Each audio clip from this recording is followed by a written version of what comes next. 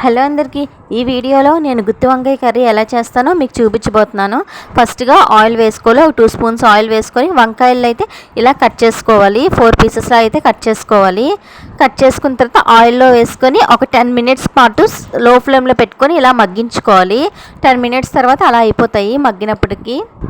ఇంకా మసాలాకు వచ్చేసి first oil వేసుకొని 2 స్పూన్స్ అయితే పల్లీలు వేసుకోవాలి. ముందుగా పల్లీలు వేయించుకున్న తర్వాతే ఉల్లిపాయ ముక్కలు, పచ్చిమిరపకాయలు, ఇంకా ఒక 2 ఎండుమిరపకాయలు వేసుకొని వేయించుకోవాలి. ఆ వేగిన తర్వాత టమాటో ముక్కలు వేసుకోవాలి.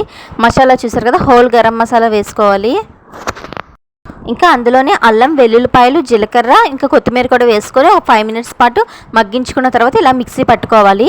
మనం మిక్సీలో ఆడేటప్పుడే సరిపడినంత సాల్ట్, ఇంకా కర్రీకి సరిపడినంత కారం కూడా వేసుకోవాలి. వేరే ప్యాన్లో ఆయిల్ వేసుకొని ఒక ఆనియన్ ఇలా ఫ్రై చేసుకోవాలి. బాగా రెడ్గా వచ్చిన తర్వాత మనం ఫస్ట్గా మిక్సీ పెట్టాం కదా మసాలా, ఆ మసాలా వేసుకొని బాగా వేయించుకోవాలి. ఒక లో ఫ్లేమ్లో పెట్టుకొని వేయించుకొని ఆయిల్ అంతా పైకి తేలినంత వరకు వేయించుకోవాలి.